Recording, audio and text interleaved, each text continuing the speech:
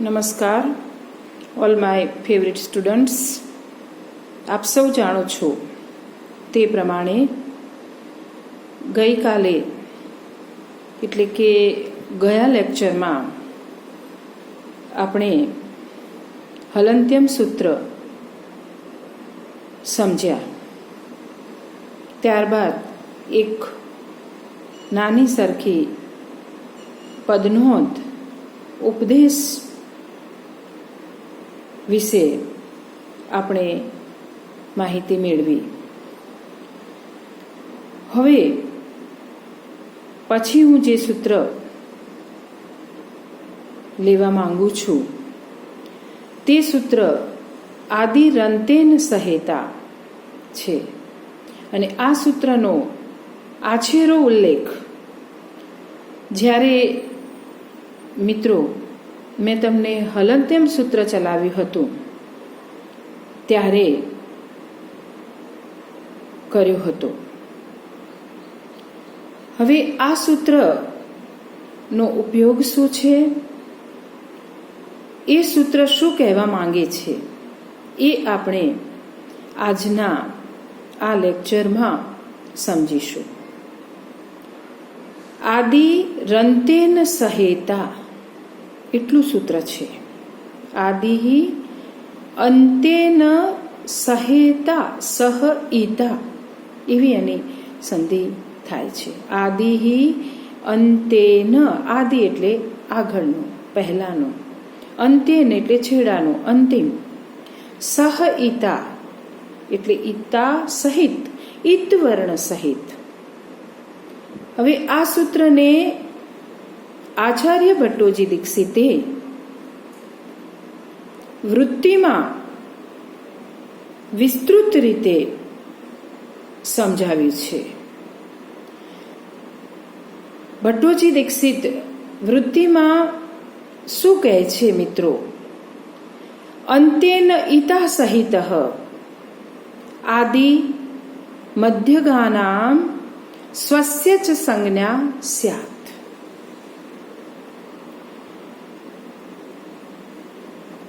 અંત્યેન ઈતા સહિત એટલે અંત્ય ઈત વર્ણ સાથે. જ્યારે મિત્રો મેં તમને માહેશ્વર સૂત્રો સમજાવ્યા હતા ત્યારે માહેશ્વર સૂત્રોની વૃત્તિમાં શું કહ્યું છે?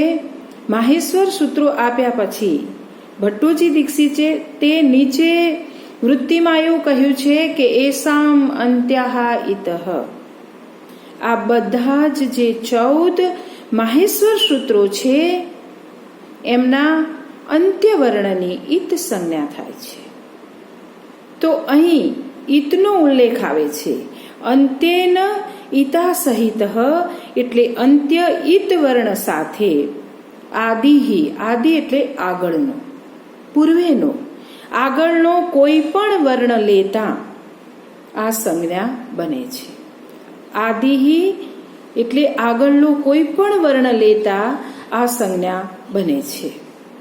અને આ જે સંજ્ઞા છે એ આદિ અક્ષરથી શરૂ કરીને અંત્ય ઈત વર્ણ સુધીના મધ્યગાનામ, વૃત્તિમાં મધ્યગાનામ શબ્દ વાપર્યો છે, તમે સમજો. મધ્યગાનામ એટલે મધ્યમાં આવતા વર્ણોની પણ, અને સ્વસ્ય એટલે પોતાની સંજ્ઞા સ્યાત, સંજ્ઞા બને છે. ફરીથી સમજી લો. અંત્ય ઈત વર્ણ સાથે, અંતેન ઈતા સહિત એટલે અંત્ય ઈત વર્ણ સાથે આદિ મધ્યગાનામ, આગળના કોઈ પણ વર્ણ લેતા આ સંજ્ઞા બને છે. અને તે સંજ્ઞા આદિ અક્ષરથી શરૂ કરીને, પહેલા અક્ષરથી શરૂ કરીને અંત્ય ઈત વર્ણ સુધીના મધ્યમાં આવતા, મધ્યગાનામ એટલે મધ્યમાં આવતા બધા જ વર્ણોની સંજ્ઞા બને છે. મેં તમને હમણાં કહ્યું કે ભટ્ટોજી દીક્ષિતે માહેશ્વર સૂત્રોના પ્રારંભે જ શરૂઆતમાં જ કહ્યું હતું કે ઇતિ માહેશ્વરાણી સૂત્રાણી અણાદિ સંજ્ઞાર્થાની. આ જે માહેશ્વર સૂત્રો છે એ અણ વગેરે સંજ્ઞાઓ બનાવવા માટે છે. તો અણ, અચ, હલ વગેરે પ્રત્યાહાર છે. આ સંજ્ઞાઓ બનાવવા માટે માહેશ્વર સૂત્રો ઉપયોગી છે એવું ભટ્ટોજી દીક્ષિતે માહેશ્વર સૂત્રોની શરૂઆતમાં એમને કહ્યું હતું.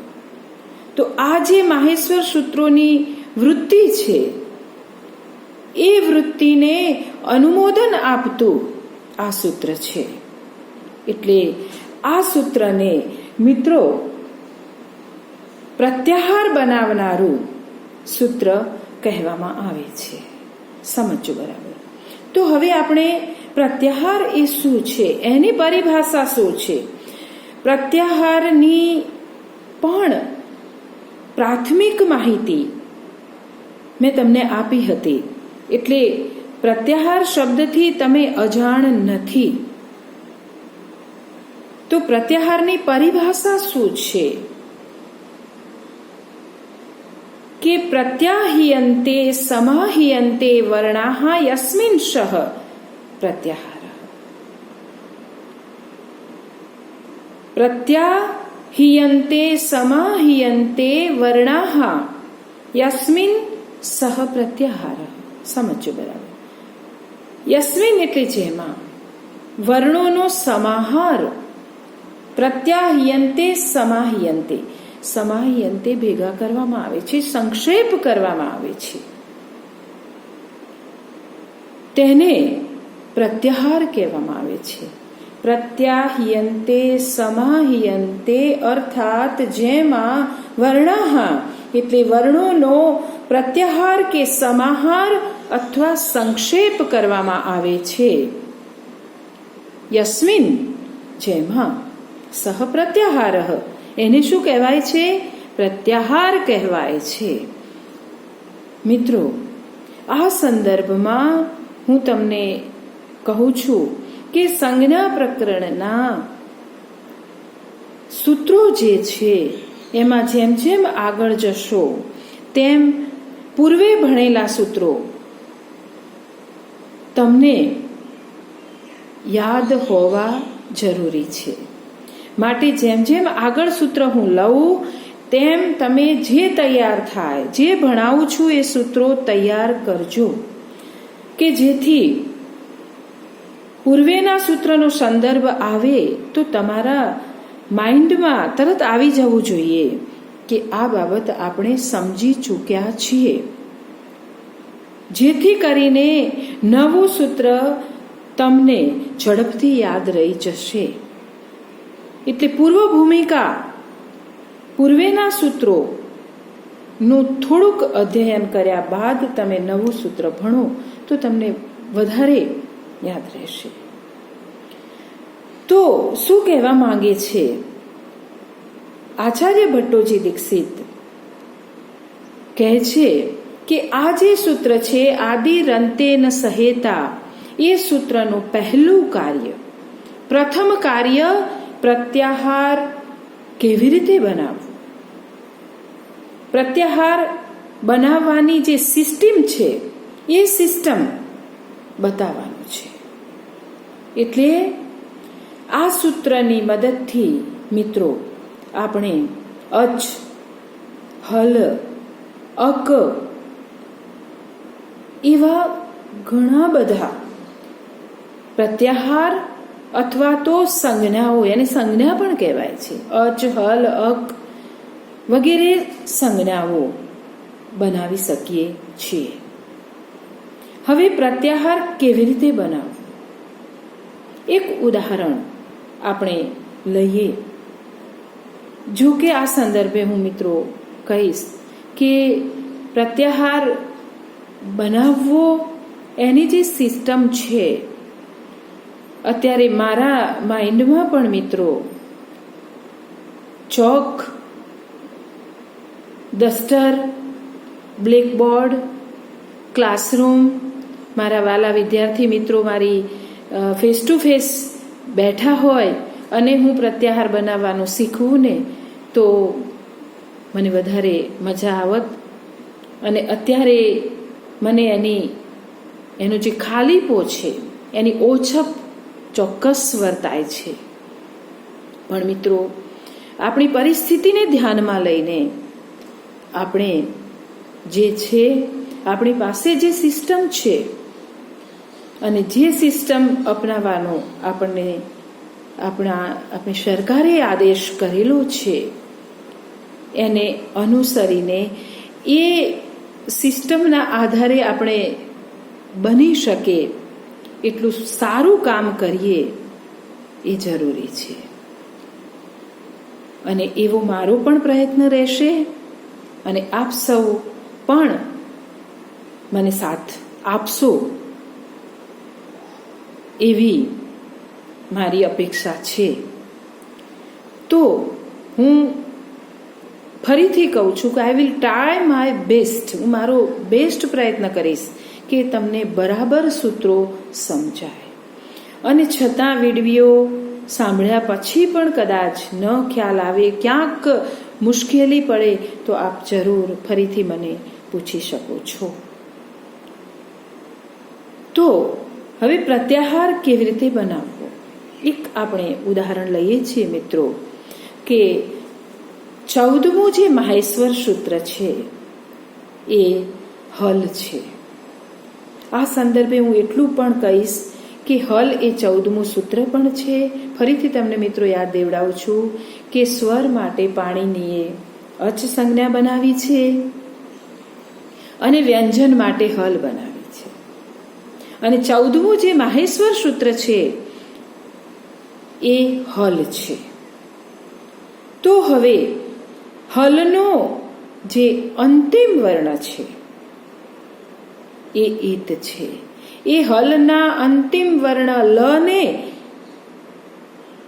ઈતને આપણે લઈ અને તેની આગળનું જે 5મું સૂત્ર છે હયવરટ, એ હયવરટનો હ લઈએ. હયવરટનો આદિ વર્ણ વૃત્તિમાં કયું હતું મિત્રો? તમે ધ્યાન રાખજો. અંત્યેન ઈતા સહિત. તો કોના અંતનો?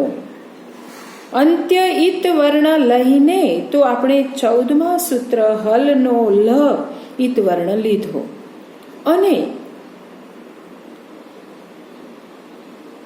આદિહી, આદિ એટલે આગળનો વર્ણ આપણે 5મા સૂત્ર હયવરટનો હ લીધો. એ લઈએ તો આગળનો હ લીધો, 14મા હલનો ઈત સંજ્ઞક લ લીધો. તો ઇઝ ઇક્વલ ટુ હલ એવી નવી સંજ્ઞા બને છે. એ હલ પ્રત્યાહાર છે. તો હવે આપણને પ્રશ્ન એ થશે વિદ્યાર્થી મિત્રો કે હલ સંજ્ઞાથી કોનો બોધ થશે? કયા વર્ણોનો બોધ થશે? અર્થાત આ હલ સંજ્ઞા કયા વર્ણોની વાચક બનશે? ફરીથી સમજો. આ પ્રશ્નનો જવાબ હું તમને સમજાવું છું કે હયવરટનો હ લીધો, હલનો છેલ્લો વર્ણ ઈત લ લીધો, એનાથી આપણે હ અને લ ઇઝ ઇક્વલ ટુ હલ સંજ્ઞા બનાવી. તો આ હલ પ્રત્યાહારથી કયા વર્ણોનો બોધ થશે? કયા વર્ણોનો આપણને સંકેત થશે? એવો પ્રશ્ન થશે. તો કયા વર્ણોનો સંકેત થશે અથવા આ સંજ્ઞા કયા વર્ણોની વાચક બનશે? તો હવે આપણે વૃત્તિમાં કહ્યું એ પ્રમાણે જોઈશું.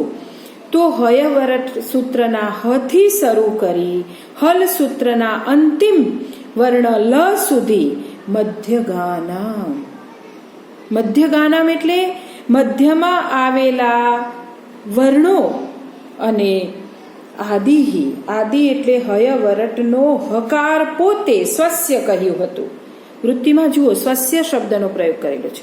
સ્વસ્ય મીન્સ હકાર પોતે, હયવરટનો આદિ હકાર પોતે પણ હલ સંજ્ઞાથી બોધિત થશે.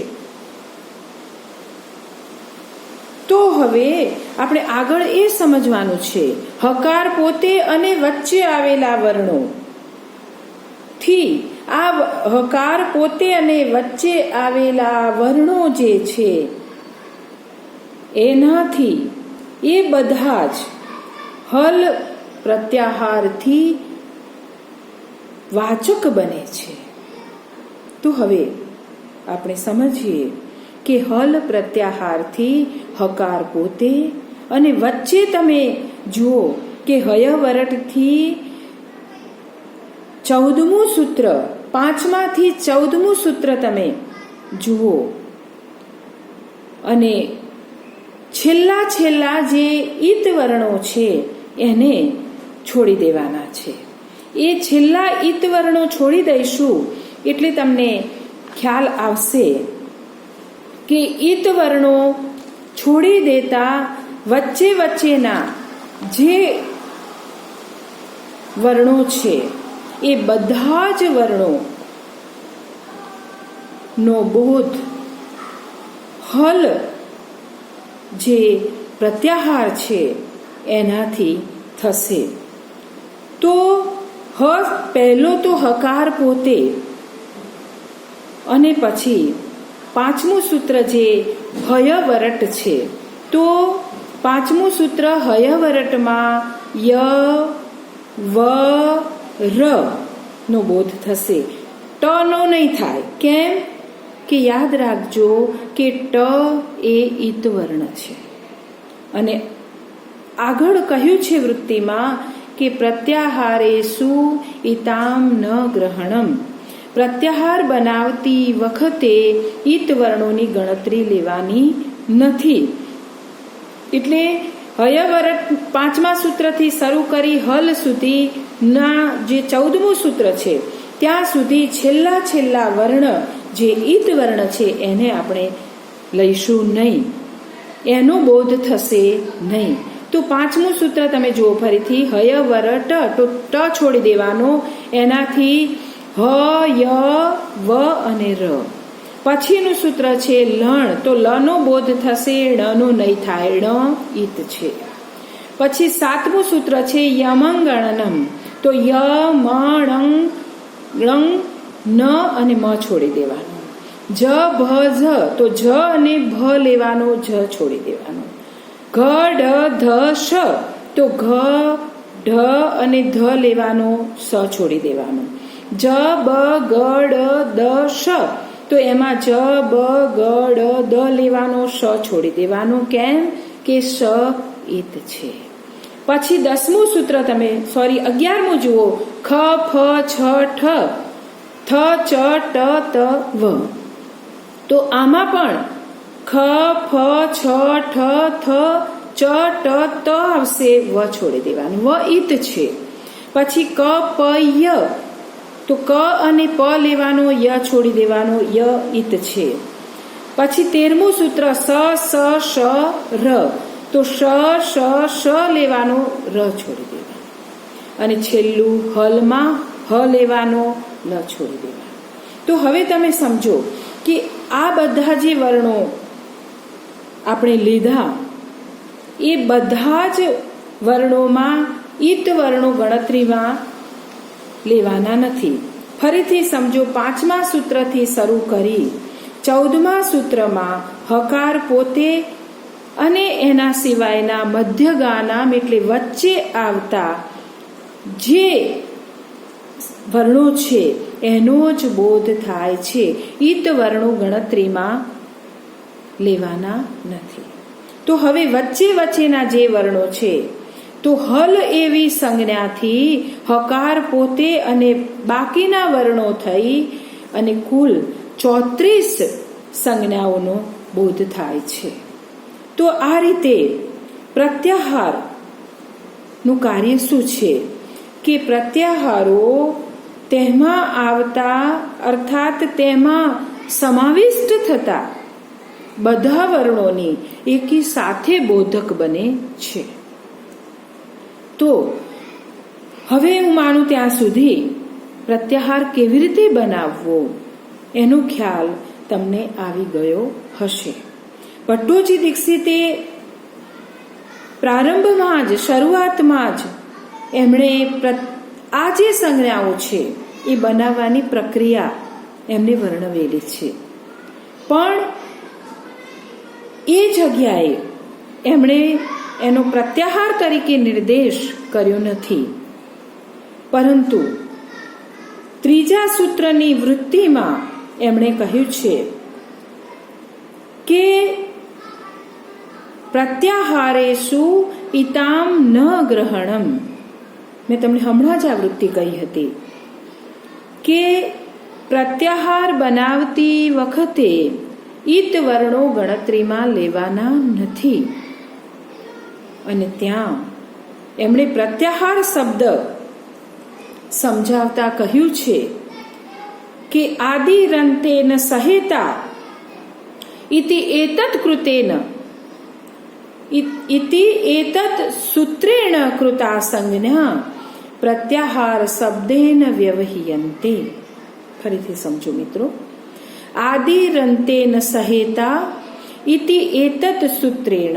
આદિરંતેન સહેતા એ આ સૂત્રથી કૃતા સંજ્ઞા, જે બનાવેલી સંજ્ઞાઓ છે, અણ, અચ, હલ વગેરે જે સંજ્ઞાઓ છે, અર્થાત એ બધી સંજ્ઞાઓ જે કૃતા બનાવવામાં આવે છે એ બધી જ સંજ્ઞાઓ પ્રત્યાહાર શબ્દેન વ્યવહીયન્તે.